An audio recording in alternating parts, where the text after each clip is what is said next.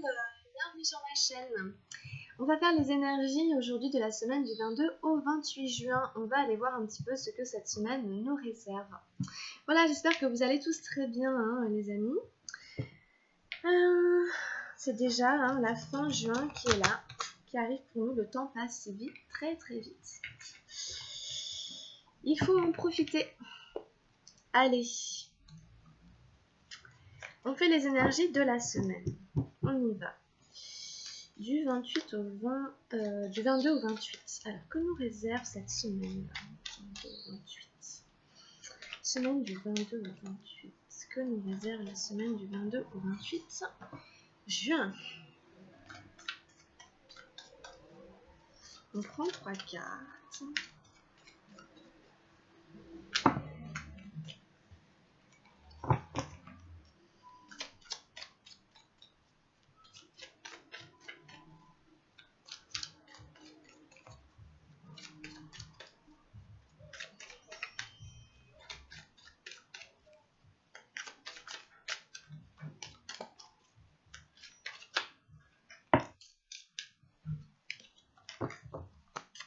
Tadadam.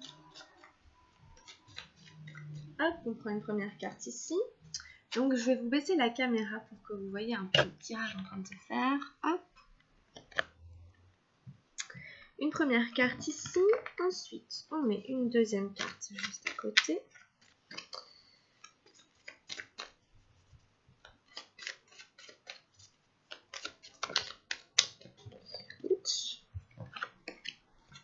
On prend celle-là et ensuite on en met une troisième.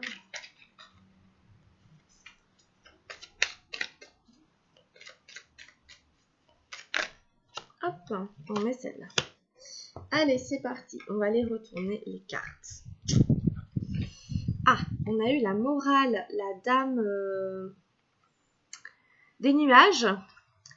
Notre chère morale qu'on a eu il n'y a pas très longtemps, la solitude. La 9 des arcades majeures. Et la totalité, la 5 de feu. D'accord, ok. Bon, en gros, ce que cette semaine nous raconte, déjà, c'est bon, l'aspect de cette morale ici, de cette dame des nuages, qu'on avait eu il n'y a pas très longtemps.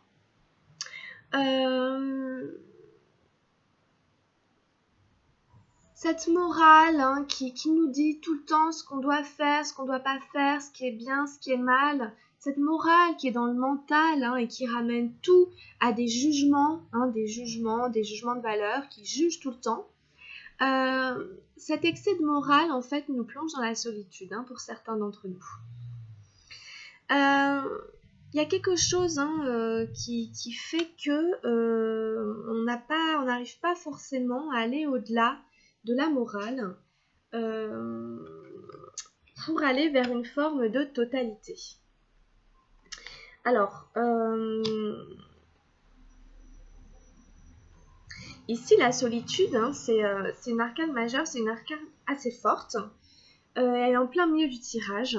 Donc, il y a des notions ici de se retrouver isolé, de se retrouver seul avec soi-même, de se retirer dans sa grotte pour faire le point, pour faire le bilan.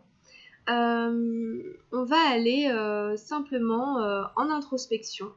On va rentrer en soi-même, on va essayer de faire la lumière sur certaines choses par rapport au schéma représentatif du bien et du mal qu'on a suivi jusqu'à maintenant.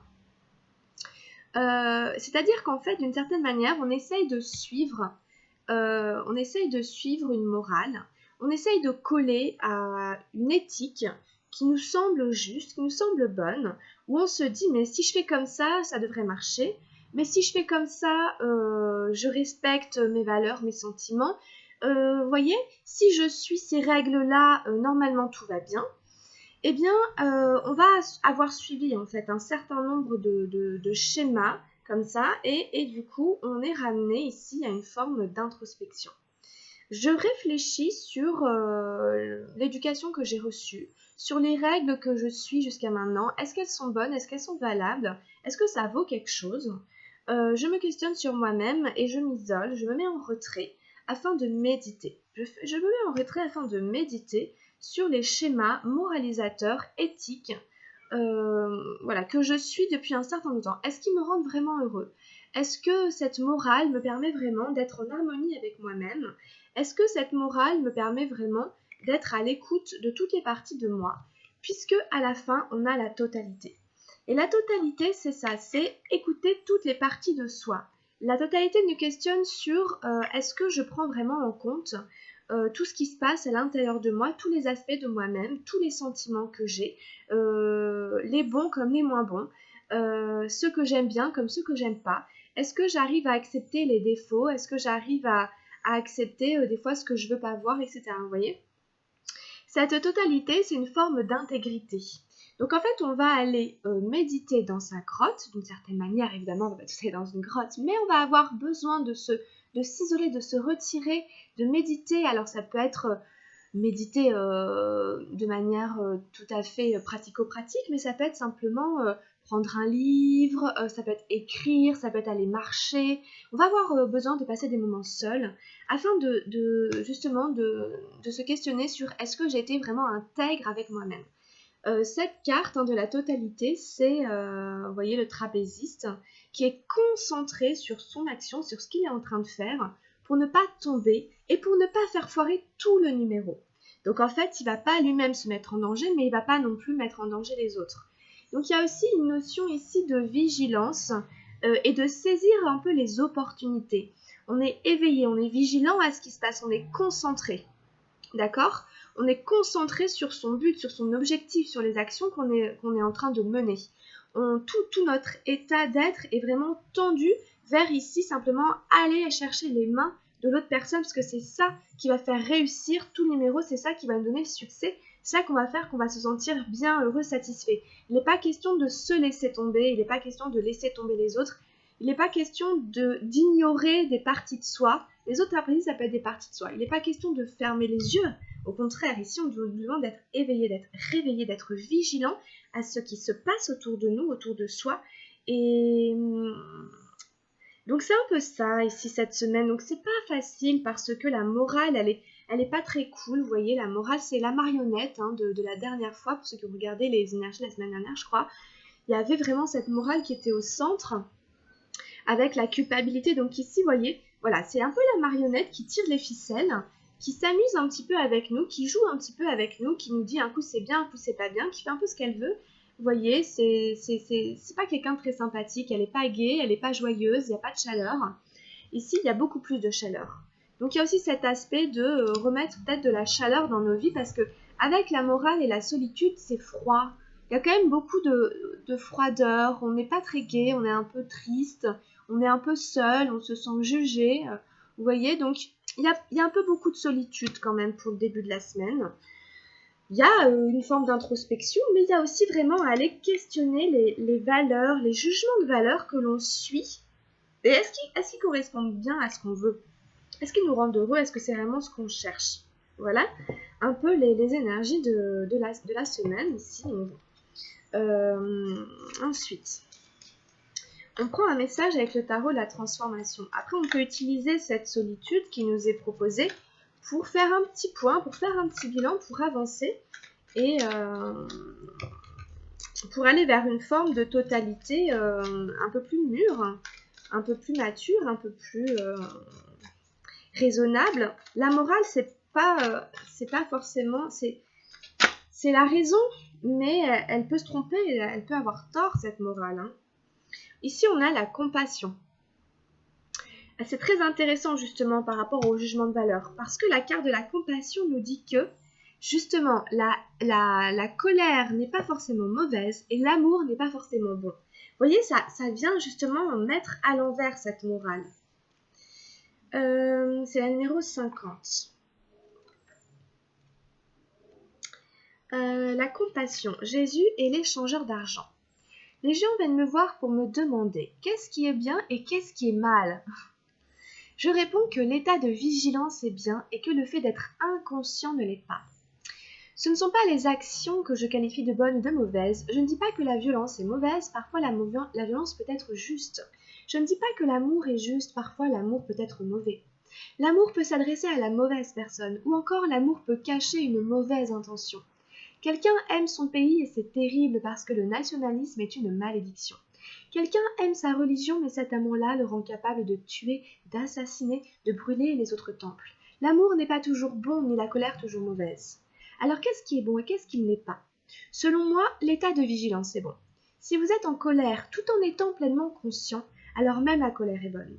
Si vous êtes amoureux sans être dans un état de conscience, alors l'amour lui-même n'est pas juste. Aussi, faites en sorte que la qualité de la vigilance soit présente dans chacun de vos actes, dans chacune de vos pensées, dans chacun des rêves que vous faites. Permettez à cette qualité de conscience de pénétrer en vous de plus en plus profondément. Soyez submergés par cette qualité de conscience et alors tout ce que vous faites a de la valeur. Tout ce que vous faites est bon et devient une bénédiction pour vous comme pour le monde qui vous entoure. Waouh, c'est très fort, c'est assez passionnant. Je trouve vraiment que ça résume très bien le tirage, notamment dans les 2 premières phrases quand il nous dit qu'est-ce qui est bien et qu'est-ce qui est mal, la morale, qu'est-ce qui est bien, qu'est-ce qui est mal. Et lui, il vous répond l'état de vigilance, c'est bien. L'état de vigilance est là. Et c'est le fait d'être inconscient qui ne l'est pas. C'est très juste. À partir du moment où on met de la conscience sur tout, nos rêves, nos pensées, nos actes, etc., à partir du moment où on est conscient de ce qu'on fait, ça va. Vous voyez? C'est quand on part dans l'inconscience que ça devient dangereux. Super, très très beau. Alors, on prend un message avec les murmures de guérison. Qu'est-ce qui peut venir nous aider avec les murmures de guérison par rapport à ce tirage pour cette semaine, du 22 au 28 avec tout ça?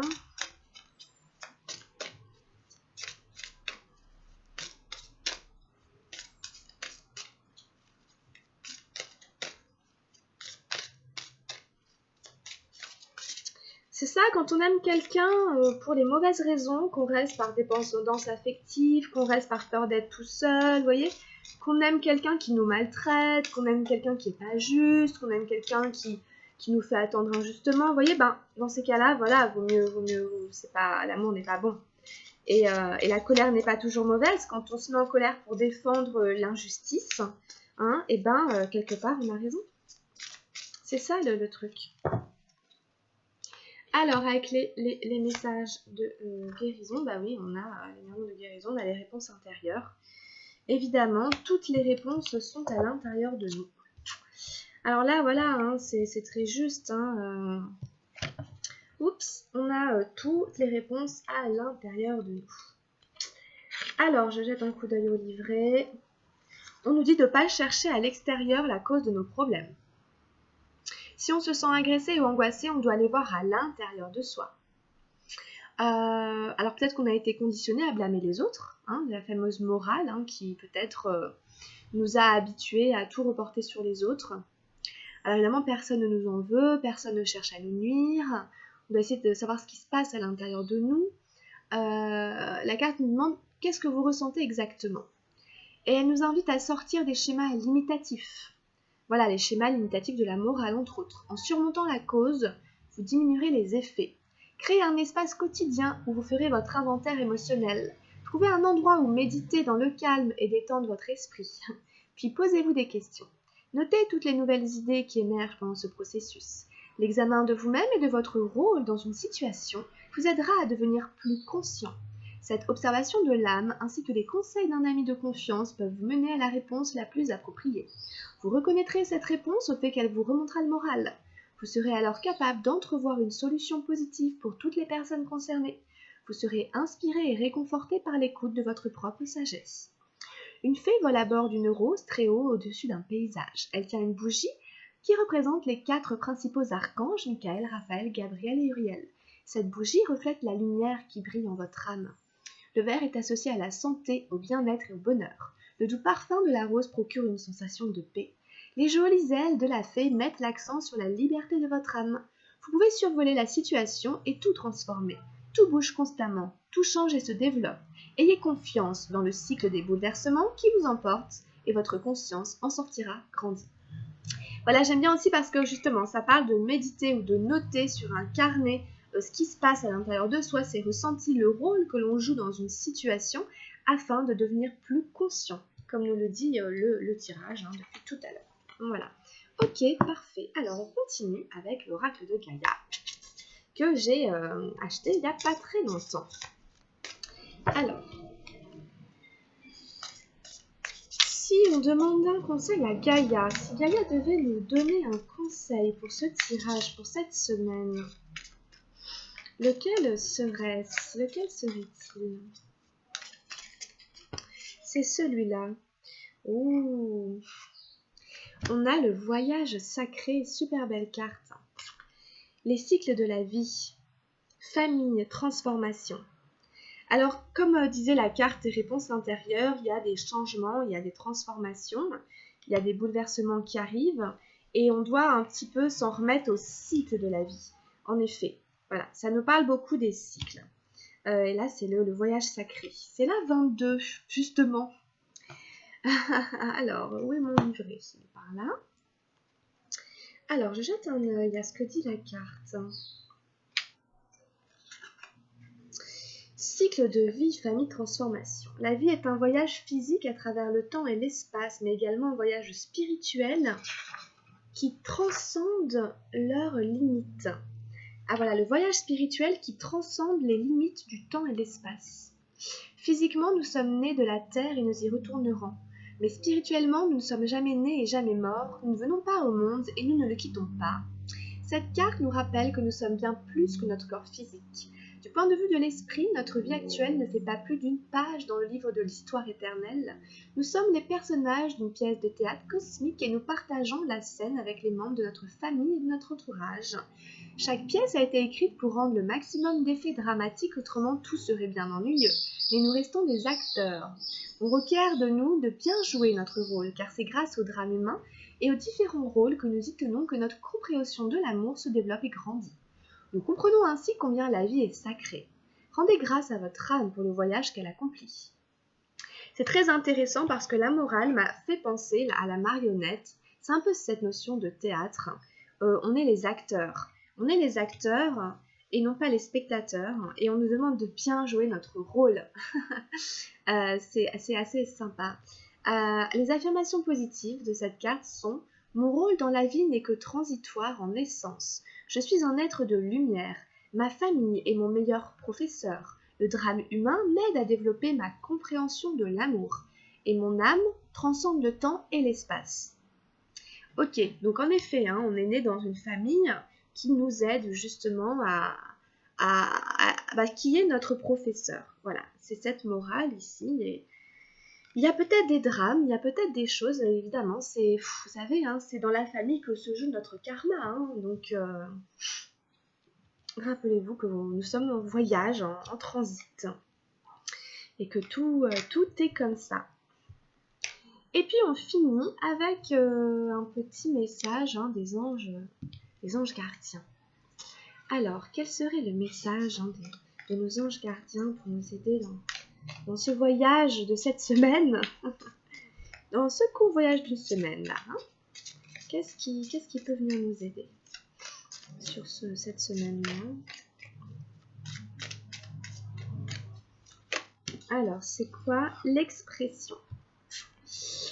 Exprime ce que tu ressens avec clarté, amour et honnêteté, sans peur et sans jugement. Dis les choses exactement comme elles sont. Tout va s'arranger quand tu exprimeras aux autres tes véritables ressentis.